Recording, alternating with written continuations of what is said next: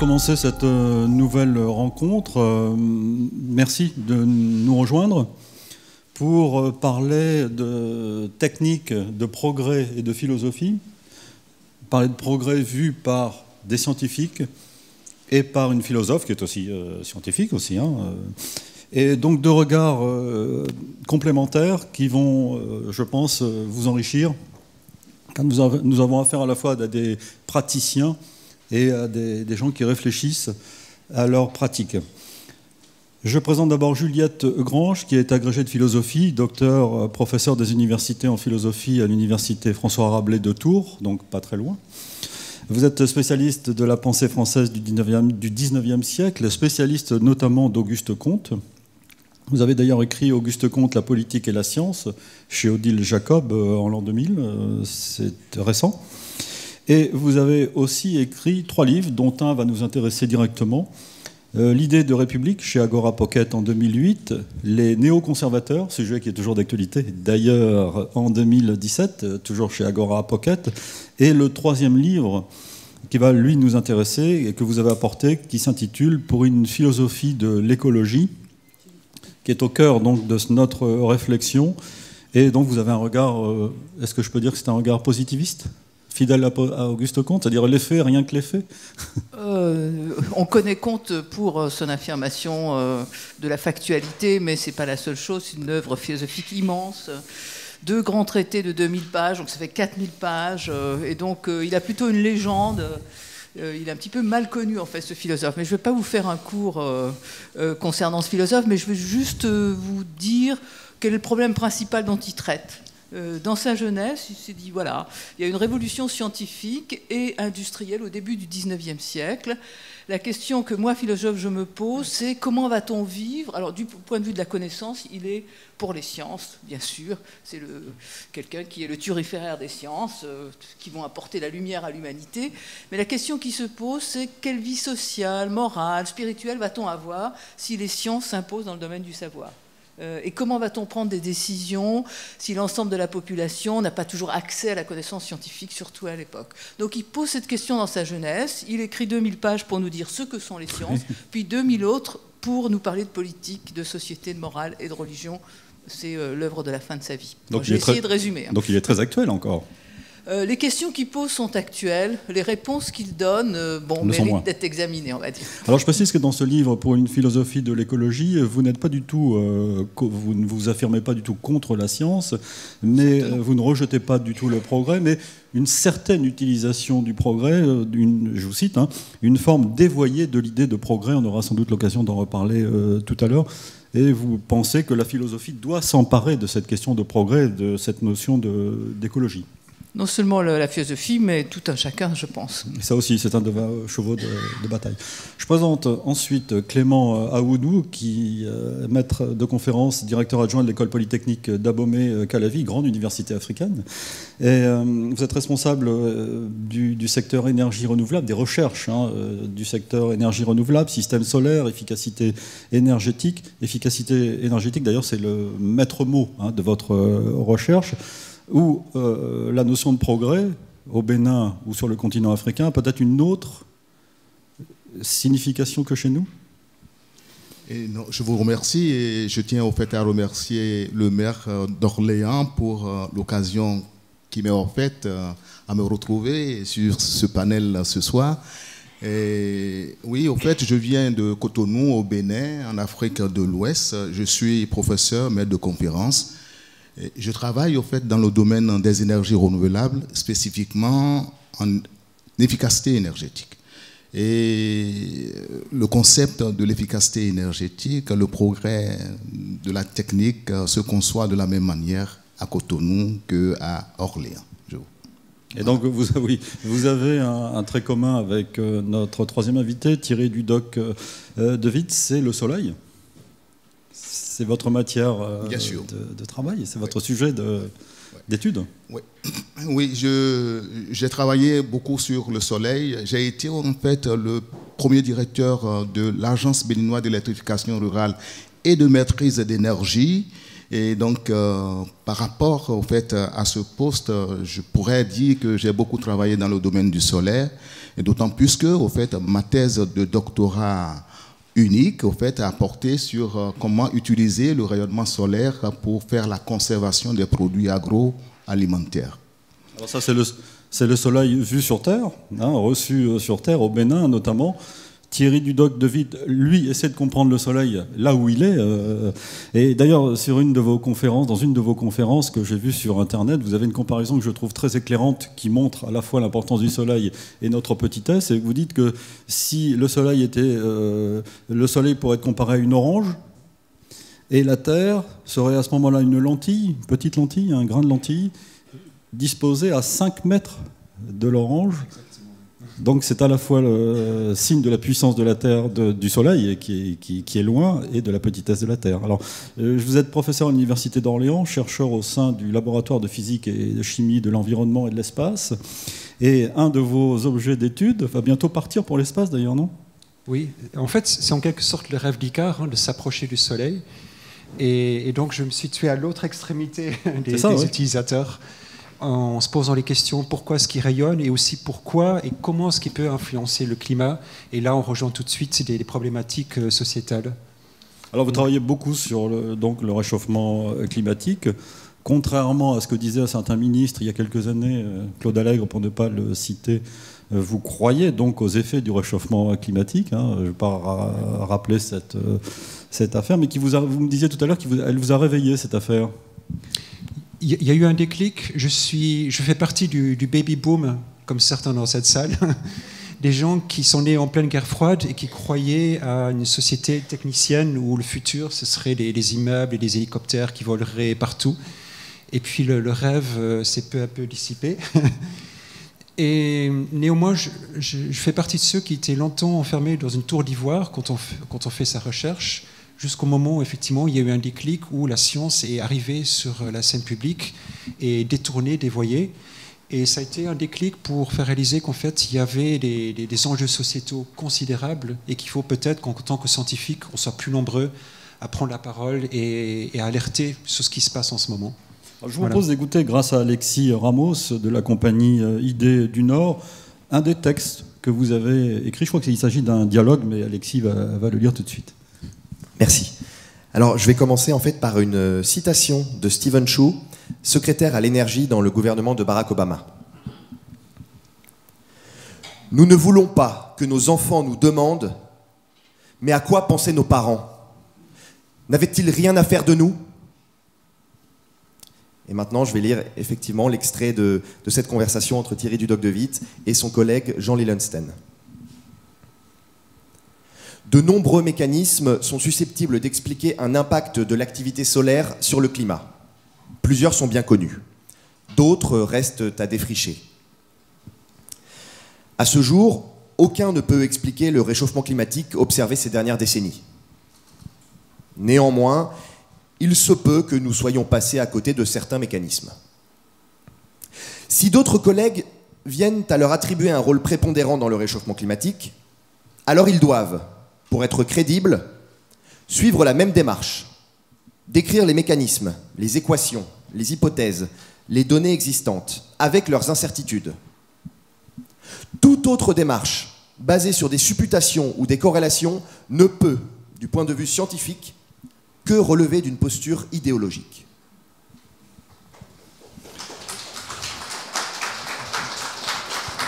C'est une prise de position très claire, Thierry Dudoc de Witt. La science, rien que la science. Oui, ça il y a quelques années, mais aujourd'hui, je pense qu'on répéterait la même chose. Ouais. Oui, tout à fait.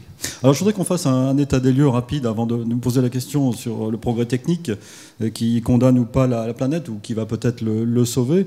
Moi, j'étais frappé, comme chacune dans cette salle, par la prise de position de 15 000 scientifiques à la fin de l'année dernière. Je crois que c'était au moment de la COP23 à Berlin. 15 000 scientifiques de 184 pays différents, autant dire du monde entier, qui ont lancé un appel pressant sur la destruction en cours de la planète, où ils parlent dans cet appel, je l'ai relu pour notre rencontre, d'un phénomène d'extinction de masse en cours, donc, qui parle de l'effet des gaz à effet de serre, de la déforestation, et qui lance un appel en disant néanmoins que, malgré ce constat très sombre, tout n'est pas perdu. Est-ce que tout ça, c'est à cause du progrès? Est-ce que le progrès est en train de nous tuer, en quelque sorte? Les scientifiques que vous êtes sont inquiets face à cette question. Clément, à Ouanou. Oui, je pense que... C'est le premier volet de notre rencontre. Est-ce qu'on doit attribuer tout ça au progrès, entre guillemets, donc? Oui, effectivement, le problème du réchauffement climatique est un problème lié, disons, au progrès technique, hein, en ce sens que, bon, en fait, le progrès technique a un caractère ambivalent, certes, et je vais citer Victor Hugo, au fait, paraphraser, j'allais dire, Victor Hugo, qui dit en fait que le progrès, au fait, est une roue à engrenage qui fait marcher quelque chose et qui en écrase quelqu'un.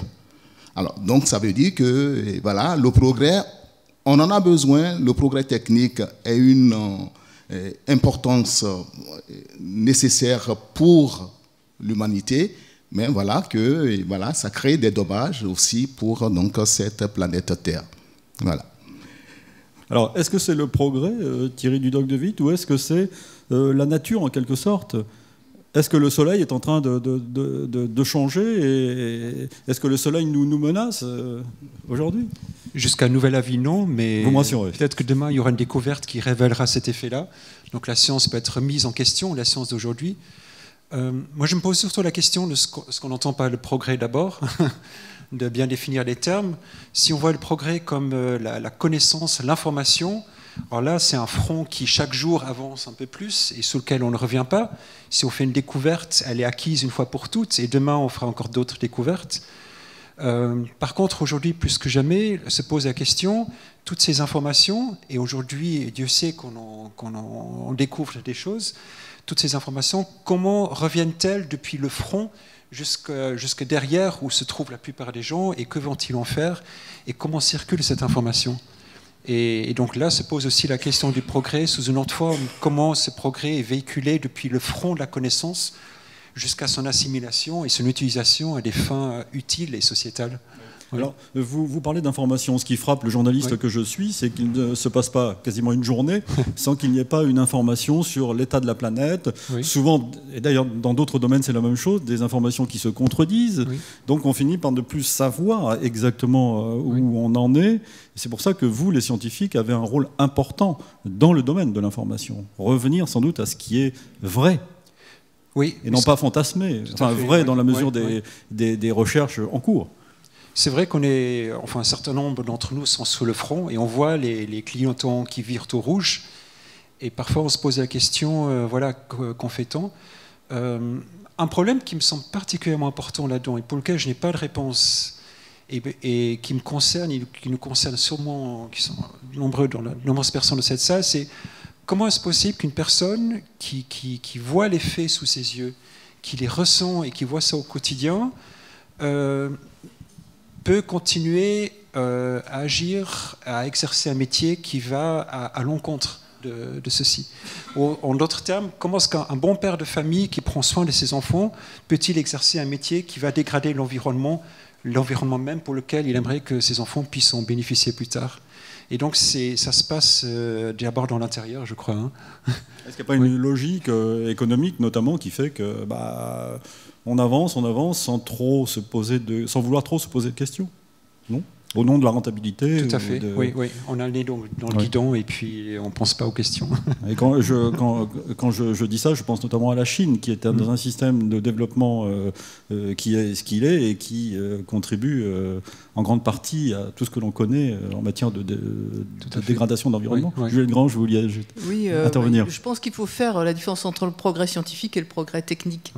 Les connaissances scientifiques, en principe, reposent sur un désir de connaissance, d'exploration. Le progrès technique, c'est l'application éventuelle de ces connaissances scientifiques. Les connaissances scientifiques, c'est un type de vérité. Alors, ça explique peut-être certaines de nos difficultés. bon, un de mes collègues qui est biologiste me dit toujours c'est très difficile d'aller sur un plateau télé en tant que scientifique parce qu'on dit peut-être que dans l'état de nos connaissances, par rapport aux expériences que nous avons faites, dans la limite de cette hypothèse, par rapport à ce modèle expérimental, la vérité scientifique est très certaine, mais elle est relative et elle est relativement circonscrite. Donc, comme nous avons, en tant que public, en tant qu'être humain, une grande soif de certitude, qu'elle soit d'ordre moral, religieuse, etc., la vérité scientifique nous échappe un peu, parce qu'elle est d'un type particulier. Ça fait sa force, d'ailleurs. Donc ça, c'est une chose. Le progrès technique en est une autre, et c'est là qu'à mon avis, ça mérite la réflexion citoyenne, c'est-à-dire, c'est pas parce qu'on découvre les OGM, c'est très intéressant, qu'on va être obligé de les employer industriellement dans notre agriculture industrielle. Peut-être y en a-t-il certaines oui, certaines non, ça dépend des contextes, et je pense que la décision, elle doit être au moins politique, sinon démocratique. Soit au moins une décision d'experts indépendants du modèle capitalistique, du monde capitalistique, soit des votations citoyennes, enfin quelque chose qui participe d'une décision collective, parce qu'il y a des avantages et des inconvénients. C'est pas les scientifiques vont nous donner les éléments de l'interrogation, c'est-à-dire quel danger il y a, qu'est-ce que nous savons là-dessus, quels avantages il y a, mais ils vont pas nous dire que choisir, je pense, du point de vue technique. Donc moi, je séparerais volontiers sciences et techniques, les domaines scientifiques, parce qu'ils sont des myriades, et plus on avance, plus il y a des domaines scientifiques nouveaux, donc ça échappe complètement à la culture moyenne du citoyen, qui peut essayer de s'informer dans certains domaines, mettons les OGM ou la fission nucléaire, mais il ne peut pas se spécialiser sur tous ces domaines.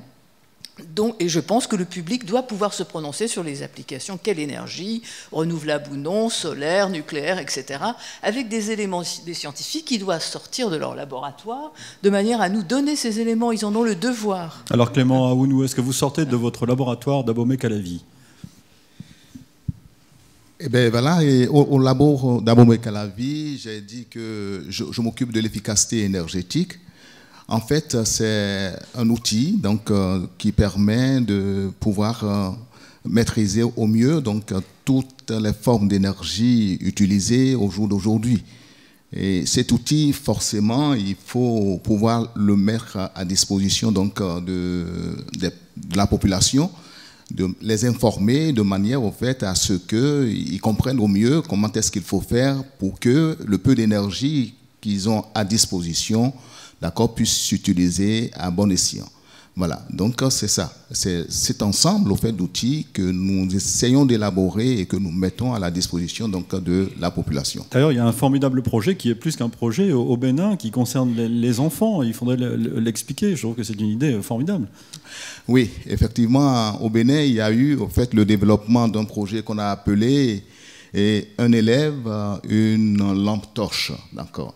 Une lampe torche, au fait, susceptible d'être rechargée par l'énergie solaire. En fait, c'est un projet qui a concerné les contrées les plus éloignées du réseau électrique et qui permettrait donc de donner à chaque élève dans les écoles primaires et les écoles secondaires des lampes torches leur permettant de pouvoir faire leurs devoirs, leurs examens au fait, à la maison. Voilà, donc c'est une lampe torche que en fait, le gouvernement a décidé donc, de pouvoir redistribuer un tant soit peu au fait, les bénéfices des contribuables au niveau donc, des couches les plus défavorisées. Donc là, la science, le progrès technique et le progrès tout court vont de pair. Là, il y a pas de, tout va dans le bon sens, très clairement. Il n'y a pas aucune question à se poser sur l'utilisation du progrès. Non, il y a pas. Bon, en fait, il n'y a certes pas de question à se poser sur l'utilisation du progrès si nous allons, au fait, dans le bon sens, d'accord, à utiliser véritablement les résultats donc, de ce progrès. C'est ça, en fait. Tout le sens, c'est qu'est-ce que nous cherchons à utiliser dans les résultats du progrès scientifique. Alors c'est justement une phrase qui m'a intrigué dans votre livre, Juliette Grange. Vous parlez donc à propos du progrès, vous dites qu'il ne faut pas le rejeter, ce progrès, mais il faut rejeter cette forme dévoyée de l'idée de progrès. À quoi pensez-vous quand vous écrivez cela ? C'est l'idée que puisqu'on a telle technologie possible, on va la mettre en œuvre, sans qu'il y ait aucune réflexion. Là, je pense qu'il y a une réflexion politique, Disons, il faut des énergies renouvelables au Bénin. Choisissons de développer les énergies renouvelables, c'est-à-dire finançons la recherche dans ce domaine et la recherche appliquée dans ce domaine. Donc ça, c'est une décision qui n'est pas celle d'un progrès comme ça, qui s'exercerait spontanément comme un processus dans lequel nous serions entraînés aussi bien collectivement qu'individuellement sans y réfléchir. Le Bénin a réfléchi, j'imagine que c'est une politique publique, et a considéré qu'il était bénéfique pour les populations. Donc là, c'est typiquement, je pense, un bon usage du progrès. Un usage républicain, c'est-à-dire dans la direction de la res publica, de la chose publique, c'est-à-dire du bénéfice commun, du bien commun des populations. Et en plus, c'est une énergie renouvelable. Donc, Alors, je précise que dans votre livre, Juliette Grange, que vous proposez de créer des biens communs. oui. Hein, et il y en a, si j'ai bien compté, 5. Vous dites que les biens communs qu'il faut préserver à tout prix, c'est l'air, l'eau, la santé, la forêt et la connaissance. Là, c'est un idéal, hein? Oui, c'est assez exigeant, en effet. Ouais. Mais bon, ce ne sont pas des marchandises. Enfin, mon point principal de critique, c'est que certaines choses ne doivent pas être vendables. Il y a une grosse polémique sur l'eau. Est-ce que l'eau Oui. est une marchandise ou un bien commun? Les grandes firmes comme Nestlé, évidemment, tiennent beaucoup au fait qu'il s'agisse d'une marchandise. On peut considérer que c'est un bien humain fondamental. Pas au sens où n'importe qui peut puiser ad libitum dans une nappe phréatique, et où chacun a droit à un accès à l'eau, ce qui n'est pas le cas de beaucoup de populations dans le monde, un accès correct à l'eau, à la fois une eau saine pour boire, mais aussi une eau suffisante pour se laver et laver ses vêtements, enfin un certain nombre de choses. Ça me paraît un droit humain fondamental, donc il faut sortir, pas toute l'eau, on peut aussi exploiter les sources d'eau minérale et commercialiser, pourquoi pas, si on a envie de telle eau exotique, à prix d'or, peu importe, mais il y a des biens fondamentaux, des res publicae, des choses qui universellement tiennent à la qualité d'être humain, et je trouve qu'il est indigne donc de voir des populations privées d'eau. Donc je pense que la réflexion écologique est une réflexion éthique et politique, c'est-à-dire il faut ôter un certain nombre de fondamentaux du circuit des marchandises. Mais ça n'est pas escalité substantiellement, c'est-à-dire toute eau n'est pas à sanctuariser, mais seulement l'eau qui est un bien humain fondamental, c'est-à-dire on ne peut pas ôter à un être humain la possibilité d'avoir accès à l'eau. L'air, c'est un petit peu pareil, je pense qu'on a droit fondamental à un air non vicié. Je pense que ça doit être une revendication politique. Alors, il faut peut-être y ajouter, Thierry Dudoc de Witt, le soleil. Oui, Et tout ce qui en découle. Et ce qui en découle, mais jusqu'à nouvel avis, on n'a pas un grand impact sur le soleil. Donc je pense que là, on a. Mais l'énergie solaire devrait être gratuite, préservée, considérée comme un bien commun. Oui, oui.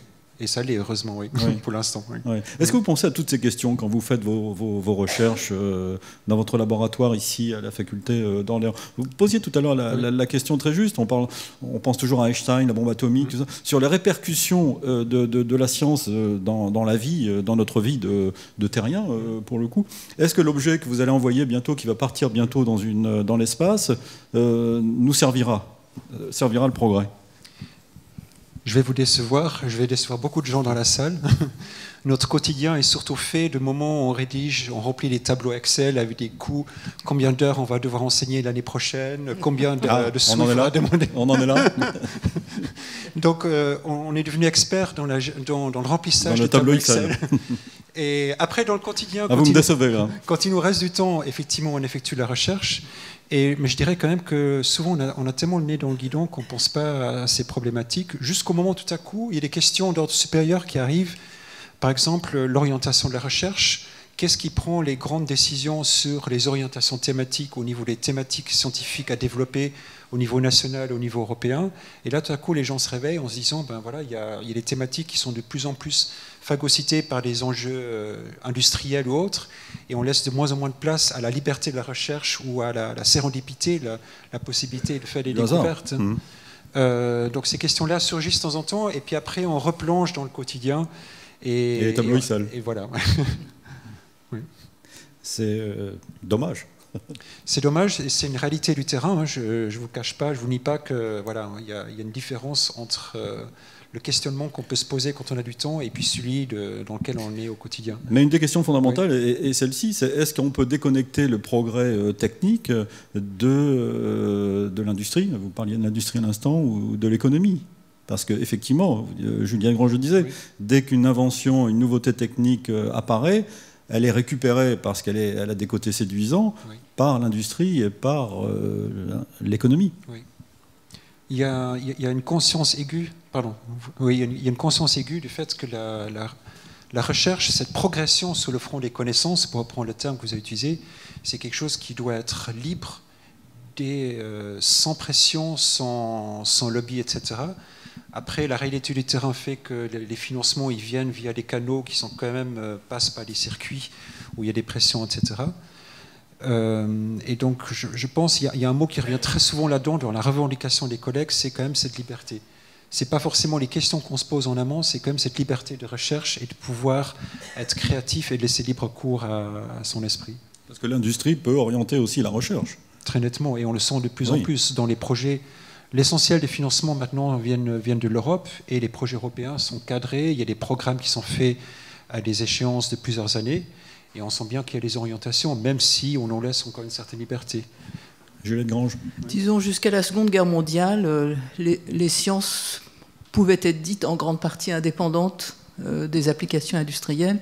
Depuis les recherches sur la bombe atomique qui se sont faites dans un contexte où effectivement on pouvait craindre que le nazisme prenne définitivement le pouvoir, donc une grande collectivité de savants a été déléguée par le gouvernement américain pour faire des recherches sur la bombe atomique dans un contexte particulier, mais cette situation est devenue pratiquement irréversible, c'est-à-dire la recherche est de plus en plus est restée dirigée par les États, par ce qu'on appelle le complexe militaro-industriel et par donc la capacité des sciences à générer des innovations technologiques rentables. Alors ce n'est pas complètement le cas de toutes les recherches scientifiques, mais les Curie ou peut-être même Einstein et d'autres ne seraient plus possibles aujourd'hui.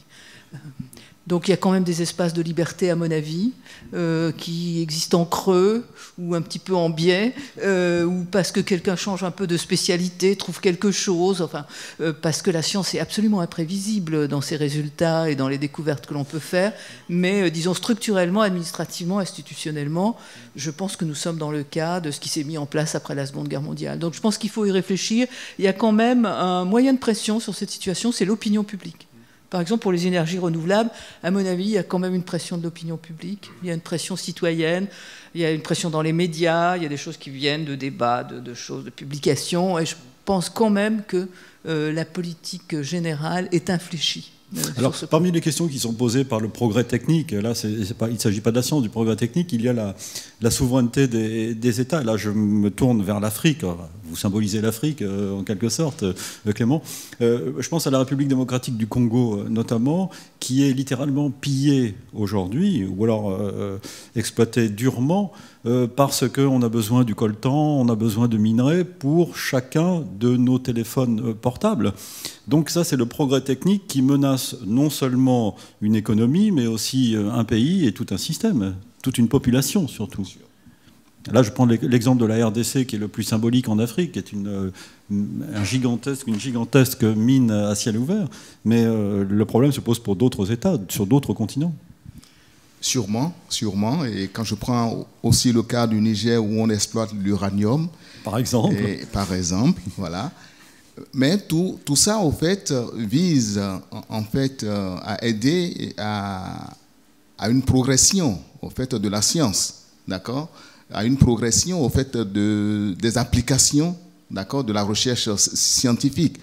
Bon, et les minerais sont exploités et sont donc, en fait, traités pour une application donnée.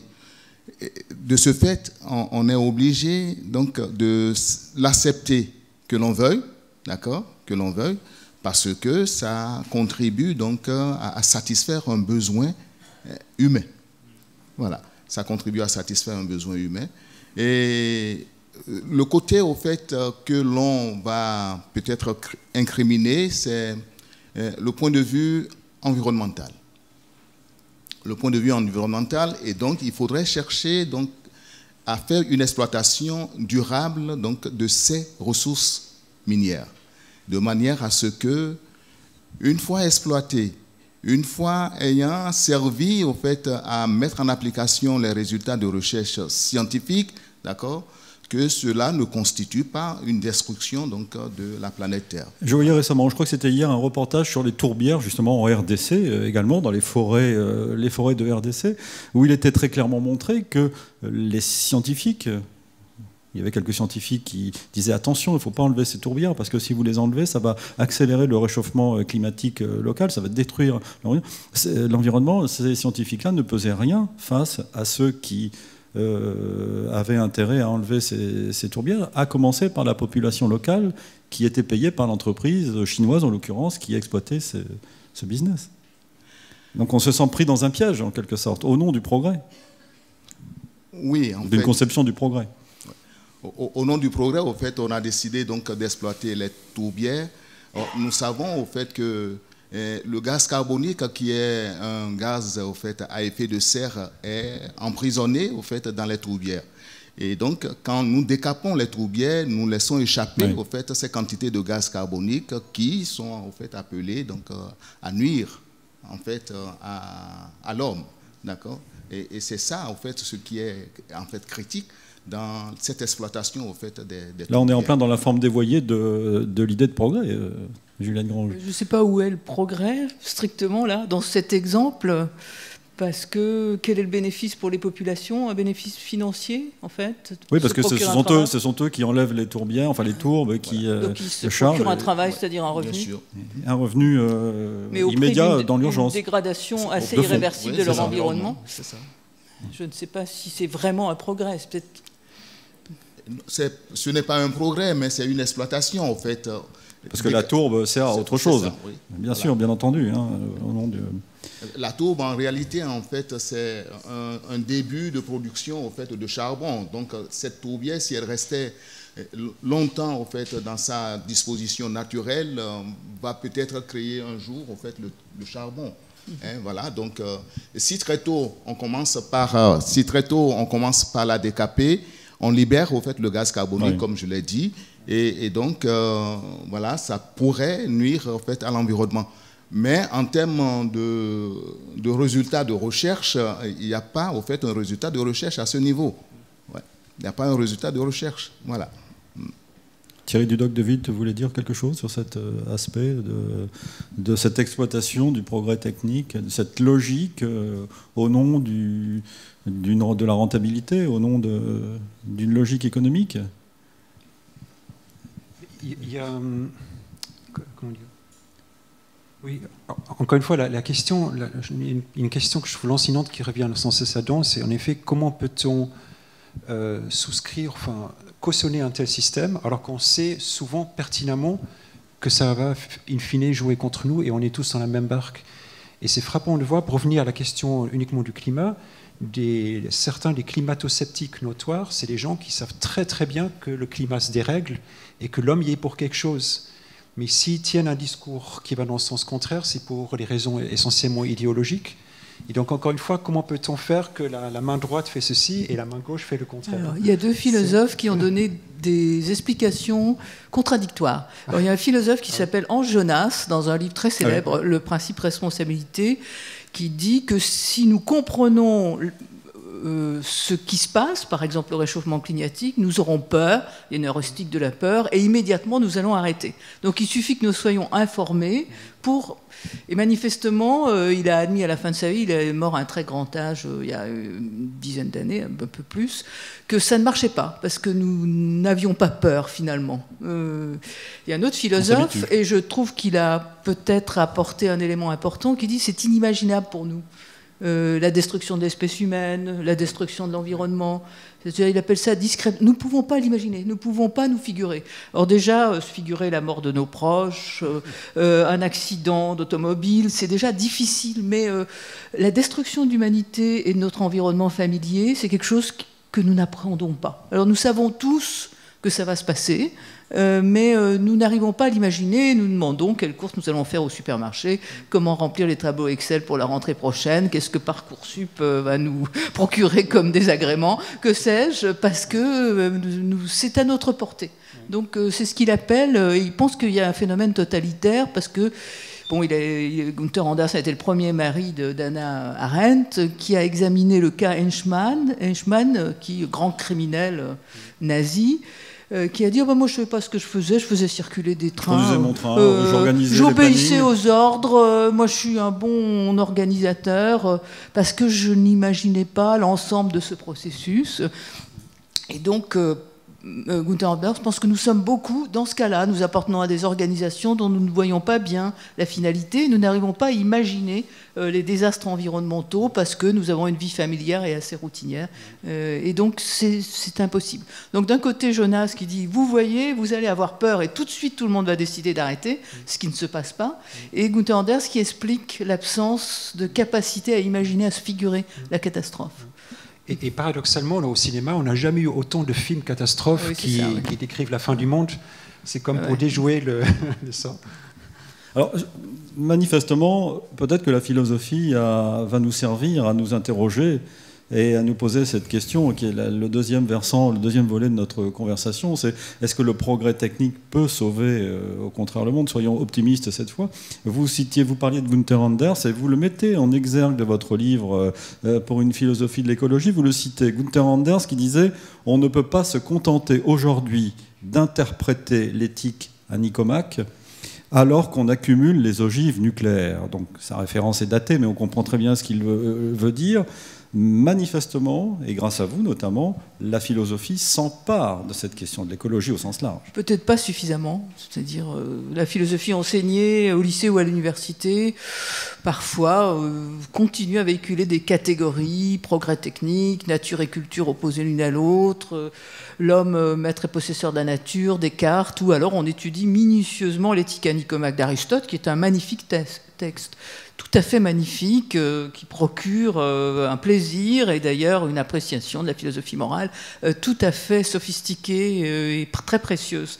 Mais je pense que, personnellement, je suis écologiste depuis très très longtemps, j'étais déjà étudiante il y a longtemps, donc je pense que c'est une question majeure et il faut arrêter, peut-être pour nous philosophes, les travaux d'érudition, parce que je crois qu'il y a une urgence absolue. Alors il y a quelques philosophes qui s'y intéressent, mais c'est pas tant que ça, malheureusement. Alors il y a une notion qui surgit peu à peu, c'est cette notion d'écosophie. De quoi s'agit-il exactement? Oui, alors on peut différencier la deep écologie, l'écologie profonde, et une écologie plus cool, enfin plus tiède. Personnellement, je suis une écologiste tiède, c'est-à-dire un petit peu technophile, qui pense justement que dans certains cas, le progrès technique peut nous aider à être véritablement écologistes. La deep écologie considère qu'il faut faire une sorte de retour à la nature avec un grand N, ou à une écosophie, à une sagesse écologique.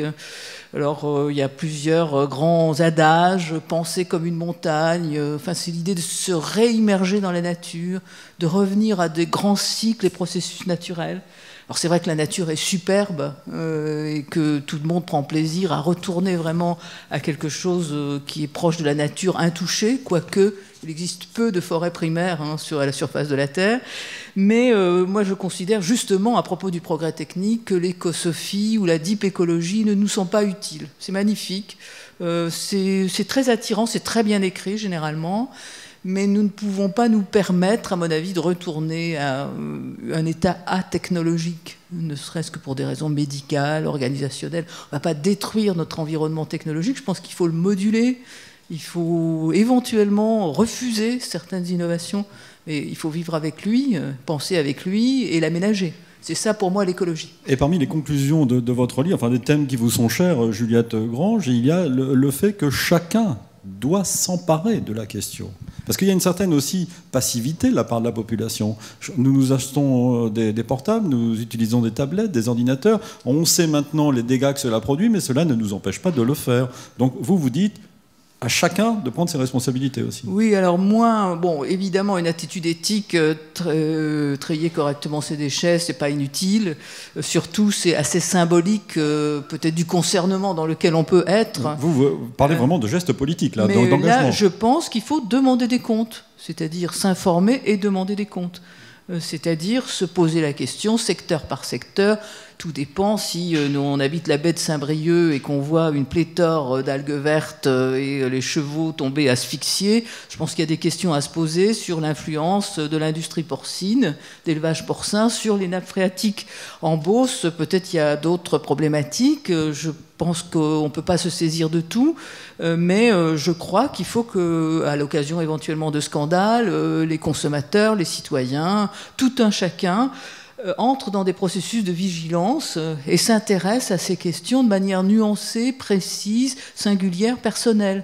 Parce que nous sommes un peu dans cette représentation d'une future catastrophe, en même temps nous arrivons difficilement à l'appréhender, donc ça nous rend un petit peu inertes et passifs, et je crois qu'il faut aller vers des processus singuliers, essayer d'aller vers des publications de vulgarisation, questionner les scientifiques, constituer des groupes de travail. Il y a quand même un excellent travail associatif. Si l'écologie a progressé, c'est secteur par secteur, la Ligue de protection des oiseaux, d'autres. Il y a eu énormément d'initiatives, il faut les fédérer, mais la balle est dans votre camp, je pense, dans le nôtre, bien sûr. Alors Thierry Dudoc de Witt, Clément Aouanou, la balle est dans votre camp aussi. Oui, en fait, je pense que l'écosystème doit être sauvegardé et si véritablement nous voulons conserver à notre nature, en fait, son caractère aimable, j'allais dire. Et donc, dans toutes les activités humaines, nous devrions penser donc à une exploitation durable. Mais est-ce que les scientifiques ne doivent pas davantage s'engager politiquement, s'entend, mais politiquement au sens large, dans le sens noble du terme, comme tout à chacun, pour essayer de faire en sorte que leur découverte soit maîtrisée, non? Suis-je peut-être naïf? Thierry Dudoc de Witt. Non, je suis d'accord. Je pense qu'il y a une erreur que je vois, c'est que, excusez-moi, je reviens un peu à la problématique climatique, c'est ça où je me sens plus à l'aise, c'est de faire l'amalgame entre ceci et l'écologie politique et de dire finalement, ce sont les écologistes qui sont les seuls préoccupés par ce problème-là et les autres n'ont rien à faire. Je pense que l'écologie, c'est avant tout quelque chose qui doit être dans le cœur de chacun. Et lutter contre ceci, c'est l'affaire de tout le monde et chacun il va y aller d'une autre façon. Il n'y a pas une seule bonne solution. Il y a une multiplicité de bonnes solutions, de recettes. C'est un problème extrêmement complexe et les solutions sont plurielles, pluralistes. Et donc, sous le plan politique, mais aussi sous le plan humain, il y a un spectre de solutions. Et la grosse erreur consiste à dire c'est un phénomène qui arrive de temps en temps, il fait plus chaud comme aujourd'hui. Il y a un ours polaire qui est mort il y a quelques semaines au pôle Nord. Et puis, c'est les écologistes qui sont encore en train de manifester. Non, c'est un problème qui nous touche tous, sans exception, qui a un spectre tellement large qu'on va tous être affectés. Et il y a aussi peut-être une question d'appréciation du temps, qui est quasiment une question philosophique. Nous sommes dans des sociétés, en tout cas en Europe ou en Amérique du Nord, où le temps passe plus vite, où la notion de temps est différente de la notion que vous avez du temps, vous, en étudiant le Soleil, vous, l'astrophysicien. Nous, c'est le court terme. Et donc, effectivement, on a tendance à vouloir des explications tout de suite. C'est vrai. De la difficulté que nous avons peut-être, Juliette Grange, à prendre du recul, nous, à regarder les choses avec un peu plus de recul, alors que nous sommes toujours dans l'impression d'être dans une civilisation d'urgence. Une civilisation d'urgence, et puis aussi les phénomènes écologiques sont souvent quand même cachés. Mettons Tchernobyl, qui est une catastrophe écologique majeure. On a mis beaucoup de temps et on ne sait pas encore très bien comment les maladies, leucémie, cancer, dans quelle proportion elles ont une origine, parce que d'abord, si par exemple quelqu'un est stérile à la suite d'une irradiation, il va être stérile 10 ans plus tard. Peut-être pourrait-il l'avoir été sans qu'il y ait eu irradiation. Néanmoins, évidemment, les irradiations font monter le taux de stérilité ou d'enfants mal formés. Mais il est très difficile d'avoir des relations de cause à effet dans le domaine écologiste ou macroscopique ou absolument, avec une preuve scientifique indéniable, parce que les facteurs sont multiples. On le voit très bien autour de Tchernobyl. Tout dépendait si les gens avaient consommé certains types de végétaux, les champignons, du sens des vents, de la nature de l'eau et de la dissémination dans l'eau des éléments polluants. Donc c'est très complexe. Et la preuve, notre code pénal, par exemple, si vous empoisonnez un puits, il n'y a pas beaucoup de puits en exercice, mais c'est dans le code pénal. Là, vous pouvez mettre la main sur le criminel et le faire condamner. Si l'industrie porcine porte atteinte aux nappes phréatiques par toute une série de biefs et d'effets indirects, l'établir va être difficile. Je pense que ce n'est pas impossible pour qui a la volonté. Mais les phénomènes écologiques sont des phénomènes complexes, multivariés, qui passent les frontières, qui sont difficiles à appréhender par l'appréciation générale, l'évidence individuelle, et même par l'appréciation scientifique simple. Donc c'est très très difficile d'arriver. Alors il faut, et puis ça agit sur la durée. Bon, je pense qu'il y a, enfin, les scientifiques le savent mieux que moi, il y a des effets de seuil, par exemple dans le dérèglement climatique. Tout ça mérite d'être appréhendé. C'est assez délicat pour le simple citoyen, ou même pour quelqu'un qui s'intéresserait à ces questions.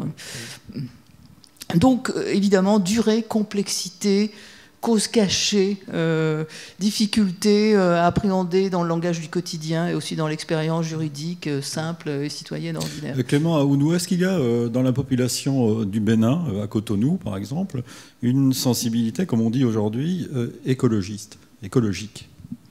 Ou est-ce que, je pose la question avec le sous-entendu suivant, est-ce que ces questions d'écologie sur le progrès, c'est pas des préoccupations de riches?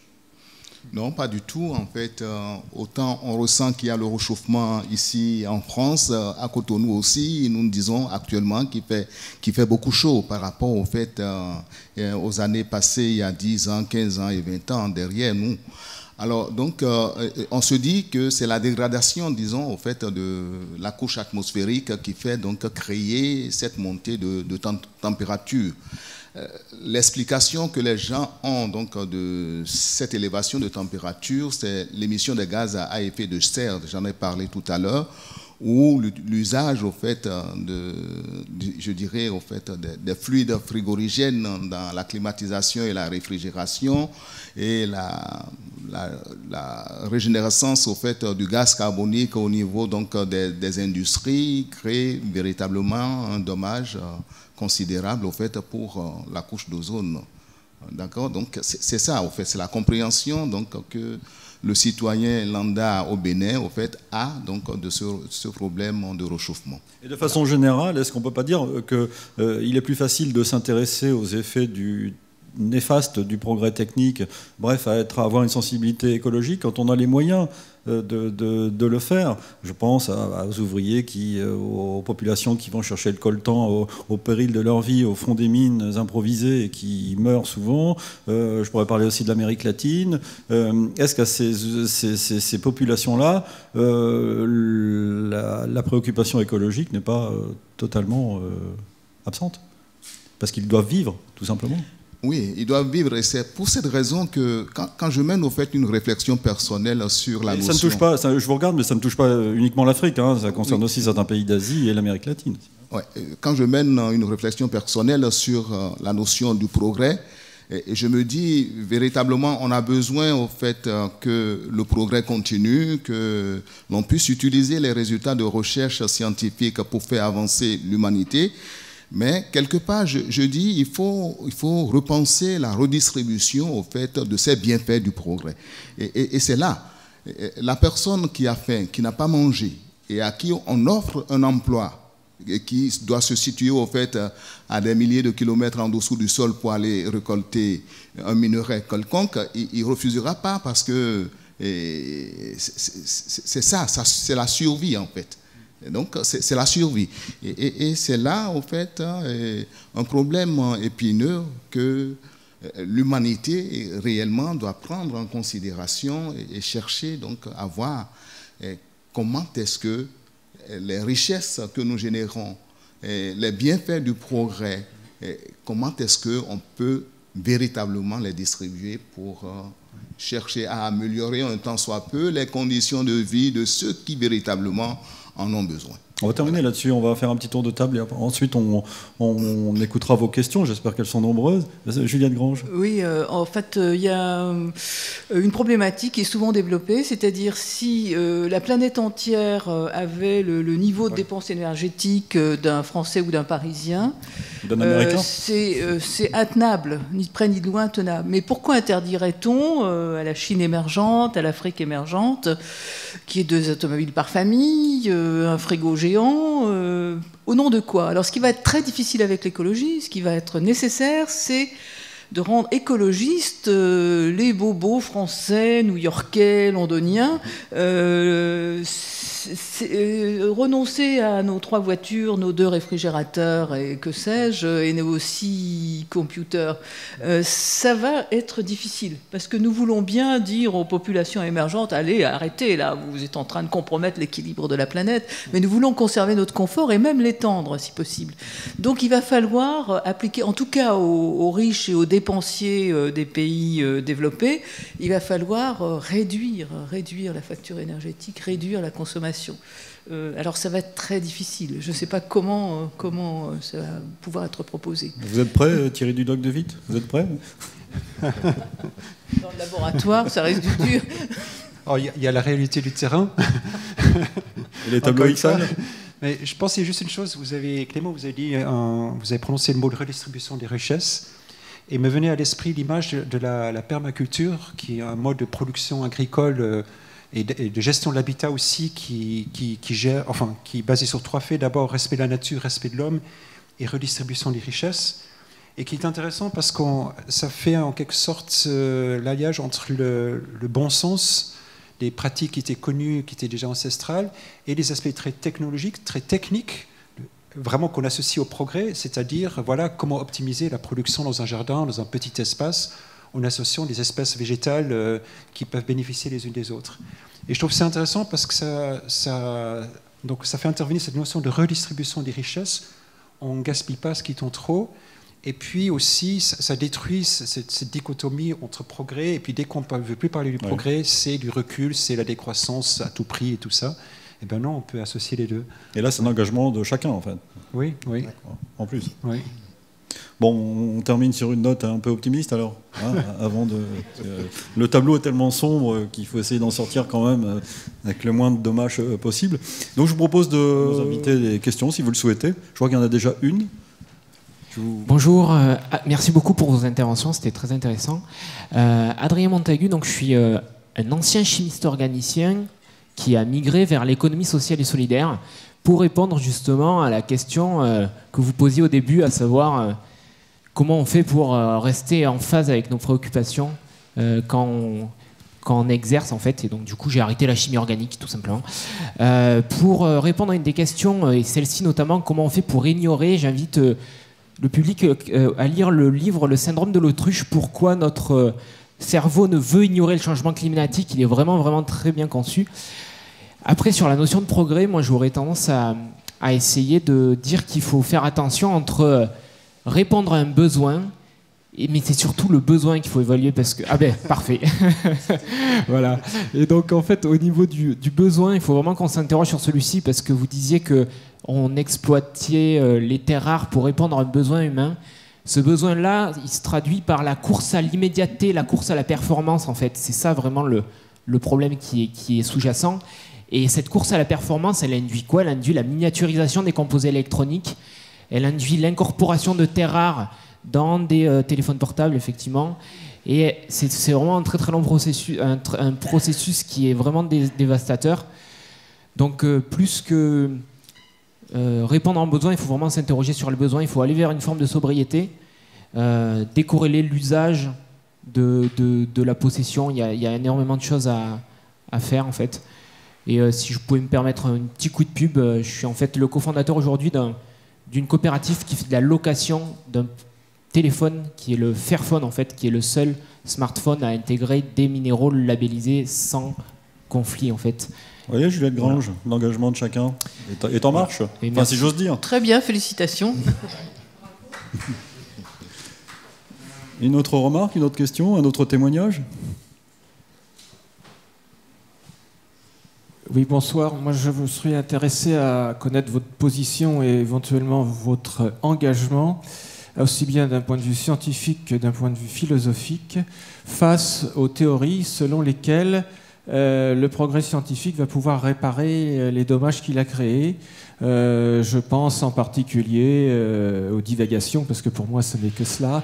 On va mettre des miroirs au Sahara, on va ensemencer les nuages, enfin... Bon, je me permets de donner mon point de vue. Pour moi, ce n'est qu'une forme déviée et dévoyée de l'aveuglement collectif, mais peut-être êtes-vous d'un avis différent. Est-ce que la science va réparer les dégâts de la science? Enfin, du progrès technique, pardon. Oui. Pas spontanément et sans qu'on y mette la main. Non, pas comme ça, miraculeusement. Ça permet de se débarrasser du problème. Après qu'on puisse, dans la permaculture, dans la refertilisation des terres, dans le retraitement de l'eau, dans les énergies renouvelables, s'aider des sciences et techniques pour justement résoudre des problèmes singuliers de manière réfléchie, ça je crois nettement. Mais par miracle, comme ça, en allant dans une autre planète, non, je ne vois pas un aspect miraculeux du progrès scientifique et technique. Mais mes collègues ont peut-être d'autres réponses à apporter. Clément? Oui, en fait, je dirais effectivement, il n'y a pas de miracle pour pouvoir résoudre ces problèmes. Mais ce dont je suis sûr, c'est que tant que l'esprit va continuer au fait de se fertiliser, de trouver des solutions de recherche, nous devrions pouvoir en fait espérer dans le temps qu'on arriverait à trouver des des solutions optimales pour ces problèmes en fait que nous gérons aujourd'hui.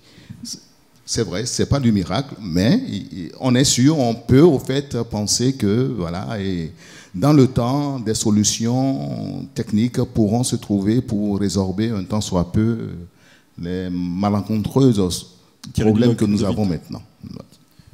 Je ne vais pas tenir un discours très différent, je vais dans le même sens. Je pense que le geoengineering, comme on l'appelle, c'est resté exactement dans la même spirale infernale. On reprend les mêmes et on continue, sauf qu'on change un tout petit peu d'optique. Donc c'est un non-sens, il faut sortir de cette spirale. Donc la solution, c'est d'aller habiter sur Mars, non? Maintenant? Non, absolument pas. Je suis violemment opposé à la vision qu'a Elon Musk avec ses fusées, de dire que dans 30 ans, 50 ans, on ira sur Mars, comme si la Terre s'était fichue et il n'y avait plus d'espoir et que de toute façon, il faut viser Mars maintenant. C'est une vision négative qui me heurte profondément. Et je crois qu'il faudrait d'abord commencer par balayer ici-bas et faire le ménage. Juliette Grange, vous voulez dire ? Oui, l'utilisation du progrès technologique, elle doit être fine. Je suis frappée, par exemple, en Italie, dans des régions qui ont été très en retard du point de vue de l'agriculture, qui sont restées avec des méthodes extrêmement artisanales, de l'utilisation tout à fait décentralisée de technologies précises pour arriver à la fois à avoir une agriculture performante, par exemple biologique, en produisant des produits à forte valeur ajoutée, mais en gardant des techniques ancestrales, tout en perfectionnant ces techniques avec des avancées technologiques fines, récentes. Alors pour moi, c'est parfait, parce que c'est quand même un grand respect des paysages. Bon, les nouveaux paysans, la nouvelle génération a une très bonne formation technologique et scientifique. Donc là, il y a la rencontre entre des pratiques ancestrales et des technologies qui sont utilisées sciemment, singulièrement, de manière tout à fait maîtrisée. C'est pas l'espérance dans justement un déplacement de nos difficultés dans le Sahara ou sur Mars, mais c'est quelque chose de tout à fait, à mon avis, viable. Et pour moi, c'est vers cela qu'il faut se diriger. Une autre question? Oui, bonjour. Moi, j'ai une question et quelques réflexions. Alors, la question, c'est qu'on n'a pas défini le progrès et que je me demandais si le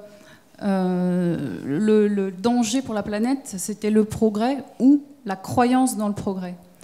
Et tout à l'heure, le progrès n'a pas été défini. Par exemple, est-ce que c'est un progrès que tout le monde ait sa voiture, qu'un ou une jeune de 18 ans, dès qu'il a le permis, a sa voiture pour aller au lycée, alors qu'il a un bus qui passe devant chez lui et qui l'amène chez lui. Parfois un train. Parfois un train. En tout cas, un bus pour les personnes que je connais.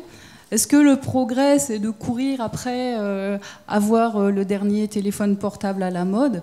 Et là, je crois, pour avoir fait quelques séjours à Cotonou, je pense que Cotonou a les mêmes problèmes que Paris ou que Orléans dans le domaine des embouteillages dus aux voitures et dans le domaine de la course aux objets technologiques. Et puis, une autre réflexion, c'est qu'on est, comme disait derrière moi, on est des consommateurs. Vous parliez des ports en Bretagne et des problèmes des nitrates dans les eaux souterraines.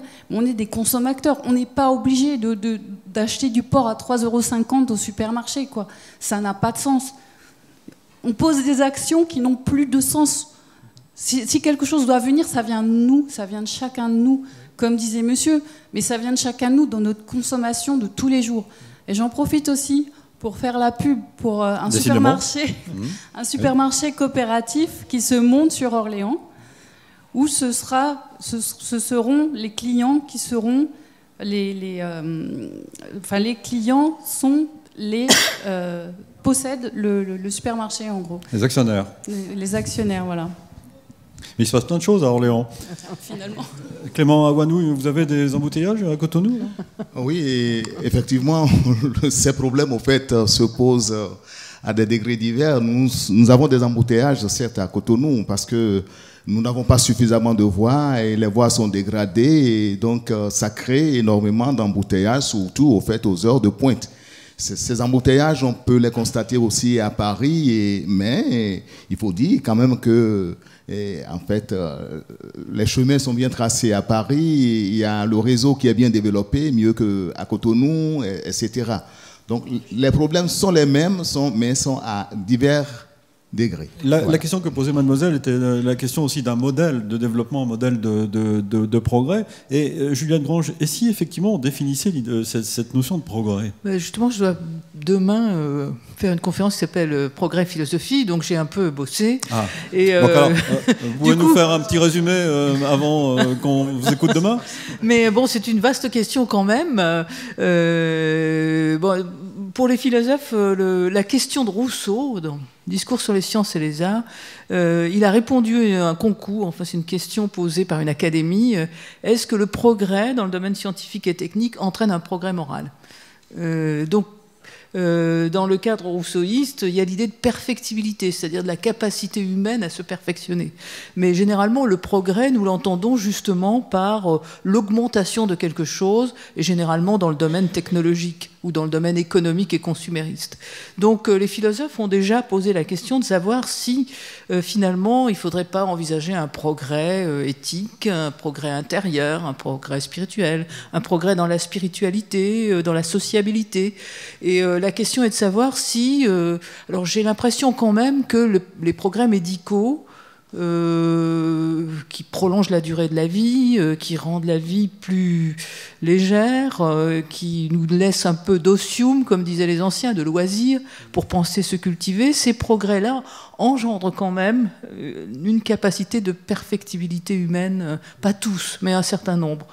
Par contre, les progrès technologiques et dans la consommation ne me semblent pas toujours aller de pair avec ce qu'interrogeait, par exemple, Rousseau. Est-ce qu'il y a un progrès intérieur de l'humanité? Est-ce qu'il y a un progrès éthique? Est-ce que nous sommes plus fraternels? Est-ce que nous sommes plus altruistes et attentifs? Je sens un peu de scepticisme dans la salle. Oui, oui. Donc on pourra vous écouter demain sur ce sujet. Je crois que c'est demain midi, non? Oui, demain, oui. En début d'après-midi. Il faudra absolument venir vous écouter. Une autre remarque, une autre question? Moi, j'avais une dernière question en fait pour revenir un petit peu sur l'idée de consommation. Vous parlez un petit peu de la responsabilité de chacun, du citoyen, un peu dans sa vie de tous les jours, d'essayer de se responsabiliser, peut-être d'acheter des produits qui sont moins polluants, qui ont moins d'impact énergétique sur la planète. Mais ce que je veux dire par rapport à ça, c'est que quelque part, en fait, dans notre modèle économique actuel, capitaliste, eh bien, c'est très difficile de s'affranchir du progrès de la technologie. On peut essayer de faire des efforts, mais aujourd'hui, par exemple, vous avez besoin de faire votre déclaration d'impôt. Vous êtes de plus en plus poussé vers l'utilisation d'un ordinateur. Pour de plus en plus de services, il faut passer par son téléphone et installer une application. Donc, avec le modèle, je dirais qu'on a aujourd'hui, on est poussé en fait vers l'utilisation de ces technologies, de ces objets. C'est très difficile de s'en passer. Là, je dirais que ça va encore plus loin en fait que le comportement du simple citoyen. C'est vraiment en fait nos sociétés qu'il faut réformer en profondeur, et nos gouvernements, nos modèles, enfin, je dirais, ont vraiment une remise en question à faire aujourd'hui. C'est une vaste question, c'est un vaste programme, parce que là, c'est la remise en cause de toutes les bases en fait sur lesquelles nous sommes assis. Thierry Ludoc, De Witt. Et ce qui m'inquiète là-dedans, c'est la notion de temps dont il a été question tout à l'heure, c'est-à-dire que le temps s'accélère, on est amené à faire de plus en plus de choses en moins de temps, et on est aussi constamment amené à évaluer, à prendre des décisions, si c'est pour un projet, si c'est pour un financement, ou si c'est pour autre chose, une évaluation de carrière. Et là, la tendance, c'est de recourir à des indicateurs quantitatifs simples, du style, voilà, est-ce qu'une personne a été performante, combien d'heures a-t-elle travaillé, etc. Et du coup, ça nous a servi encore plus à cette notion de progrès, parce qu'on ne peut plus prendre le temps d'aller en profondeur, de réfléchir à une amélioration qualitative. Et j'ai peur que cette notion de temps qui s'accélère nous force à rester de plus en plus quantitatif et à évincer tous les indicateurs, tous les critères qui nous permettraient d'aller plus au cœur et de voir ce qu'il y a vraiment dans les tripes. Mais la question de la déclaration d'impôt sur Internet est une vraie question. Si on ne la fait pas, on est hors la loi. Alors que peut-on faire? On peut quand même poser des limites. Personnellement, je refuse d'avoir mes mails sur mon téléphone parce que j'ai envie d'être tranquille de temps en temps. Et donc, si je sors d'une réunion, j'ai en plus 14 mails un peu vindicatifs de mes collègues. Non. Il m'arrive de passer des vacances sans technologie. Je ne laisse mon téléphone. Alors, les gens m'ont regardé avec stupeur. Et puis, finalement, ça commence à être au moins accepté dans mon entourage. De temps en temps, je prends une semaine. Bon, tant pis. Alors, on me dit professionnellement, tu sais, c'est du suicide. Lui, bah, tant pis. Voilà. Après tout, bon. C'est possible quand même de faire de se transporter à vélo, de limiter ci ou de limiter ça. Je pense qu'on peut au moins de manière propédeutique, à titre expérimental, essayer de dire bon, ben, c'est très utile, je ne peux pas faire autrement professionnellement, mais il y a quand même une limite que je ne franchirai pas. Mais la question que posait ce jeune homme, c'était la question de la remise en cause d'un système. C'est une question de fond qu'il posait. Mais déjà s'arrêter un peu dans l'inflation technologique, ça permet déjà de réfléchir peut-être. Peut-être, je ne sais pas. Clément, modeste. Oui, en fait, je voulais dire qu'effectivement, de nos jours, nous ne pouvons plus en fait, nous empêcher d'utiliser l'énergie, et puisque en fait, les objets ou tous les outils que nous exploitons en fait, ont besoin forcément d'énergie pour les faire fonctionner. Mais nous devrons en fait, avoir à l'esprit qu'il faut chercher d'autres formes donc, de production de cette énergie-là, et chercher au mieux à décarboniser en fait, l'énergie. C'est-à-dire qu'il faut chercher des ressources qui ne permettent pas de mettre sur l'atmosphère que nous vivons donc, des substances qui pourraient les détruire comme le gaz carbonique. Voilà, donc il faut décarboniser au jour d'aujourd'hui. Il faut que les recherches évoluent dans le sens à pouvoir décarboniser en fait, l'énergie. Voilà. Et on pourrait revenir à la sobriété heureuse que prône un Pierre Rabhi. Oui, par exemple. Oui. Une autre question, madame? Oui, moi je suis scientifique de formation et astronome amateur. Et je suis toujours sidérée d'entendre des gens qui ne m'entourent pas directement. En particulier, je pense à deux anciens chefs d'entreprise qui continuent à être climato-sceptiques. Et je n'arrive pas à trouver d'arguments pour leur clouer le bec, parce qu'en plus, ils s'en vantent. Donc, j'aurais voulu... Enfin, j'avais assisté au moment où Monsieur Dudoc de Witt avait fait une première conférence sur le soleil, suite à tout ce qu'on entendait avec enfin, ce que certains scientifiques disaient, hein. Et est-ce qu'à l'heure actuelle, quelques années après, vous pouvez dire davantage de choses sur l'évolution du Soleil et sur son impact éventuel que ces gens-là continuent à considérer comme coupables? Et puis, puisque vous êtes là, est-ce que vous pouvez nous dire quelques petits mots sur votre projet, ce que vous envoyez, le satellite qui va... Alors, ce sera deux questions extrêmement intéressantes. Alors, où en est-on? Quant à la première question, alors ce qui fait référence dans le domaine, c'est les études du GIEC, qui, encore une fois, je le dis, ça regroupe des centaines, des milliers de personnes dans le monde entier. Et ces études convergent toujours plus vers un rôle quasiment totalement certain, un rôle prédominant de l'homme. Donc là-dessus, il n'y a pas de discussion, même s'il y a des incertitudes, etc. Donc je pense que c'est clair. Quant aux climato-sceptiques, il y en a toujours eu, il y en aura toujours, il n'évolue pas. Le livre de Georges Marshall qui a été évoqué tout à l'heure, Pourquoi faisons-nous l'autruche, il est particulièrement intéressant parce qu'il analyse ce phénomène et il montre en fait la prise de position partisane qui peut être à contresens de ce qu'on penserait de manière rationnelle. Et donc ça montre qu'il y a une déconnexion entre, je dirais, l'esprit critique et une certaine fois une croyance qui peut être irrationnelle dans ce sens-là. Voilà. Et pour revenir à la deuxième question, alors très rapidement, c'est une sonde qui va partir cet été et qui ira frôler le Soleil comme jamais aucun satellite ne l'a fait. Voilà. Si le Soleil est ici et la Terre est ici, imaginez qu'on va aller à cette distance du Soleil. Donc dans des conditions complètement inouïes, c'est un énorme défi. Ça fait rêver. Comment peut-on s'approcher du Soleil? Ça fait rêver et ça montre, pour revenir aux questions initiales, ça montre que dans la science, parfois, on a encore une plage de liberté qui permet de se dire, voilà une question fondamentale, on n'a pas la réponse, on va y aller. Et en l'occurrence, les Américains ont mis le paquet, malgré le gouvernement qu'ils ont. Heureusement. Mais c'est une question. Enfin bon, le béotien que je suis ne comprend pas qu'on puisse aller si près du Soleil avec des matériaux qui sont les nôtres. Moi non plus. J'espère qu'on va tenir. On fait confiance aux ingénieurs et encore une fois, ces ingénieurs, ils s'appuient sur des méthodes et techniques éprouvées qui font appel au progrès. Donc ça fait un tout quand même. NASA uniquement. C'est purement américain. Et il y a juste un instrument non américain, et bien c'est un instrument français. Dites-nous d'ailleurs, qu'est-ce que c'est que cet instrument? C'est un capteur de champ magnétique, mais bon, je ne vais pas entrer dans le détail parce que sinon on déborde complètement. Mais est-ce que le Soleil, là je rebondis entre guillemets un petit peu sur la question de madame, est-ce que le Soleil en tant que tel aurait une responsabilité quelconque dans ce réchauffement climatique? Alors il y contribue actuellement pour peut-être 3, 4, 10%. On a une fourchette, mais en tout cas pas 100% comme certaines personnes le clament. En revanche, dans le passé, on sait qu'il y a eu des épisodes encore sous le règne de Louis XIV où il a fait plus froid, et on sait pertinemment que c'est à cause du soleil. Et des épisodes froids ont entraîné des famines, et ce stress alimentaire a été une des causes de déclenchement de la Révolution française. Donc on voit que ça peut aller très loin. Et encore aujourd'hui, bon là c'est plus le soleil, mais ce qui se passe en Syrie, la cause n'est pas seulement un homme, un chef d'État qu'on n'apprécie pas énormément, mais c'est aussi que le réchauffement a créé un énorme stress agricole dans ces régions-là et qui entraîne par cascade tout un suite d'événements. Donc je ne suis pas en train de dire que le réchauffement climatique est responsable et la cause de ce qui se passe en Syrie, mais ça y contribue. Et ça montre à quel point le problème est complexe et vaste et il n'y a pas de solution simple. Il faut le voir dans son intégralité. Voilà. Merci. Une autre question, une autre remarque? Oui. Tout au fond de la salle.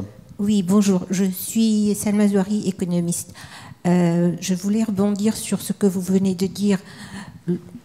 On est, je pense, tous d'accord pour dire que le progrès technique a des côtés positifs, certains, mais ceci ne bénéficie pas à tous de la même façon. Il bénéficie de façon tout à fait inégale aux divers pays dans le monde. Par contre, les effets négatifs, les effets externes notamment, les problèmes que vous venez d'évoquer, sont, eux, des phénomènes mondiaux qui touchent tout le monde. Et il y a donc un problème d'équité qui est soulevé. Comment peut-on le dépasser ?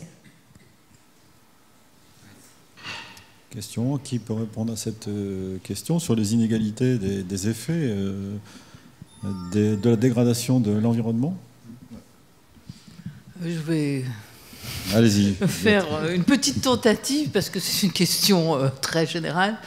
Je crois qu'on n'a pas toujours le cadre politique pour traiter de cette question, parce que nous avons des cadres nationaux, un peu européens. Nous avons il y a les Nations Unies, mais les quelques Nations Unies structures internationales.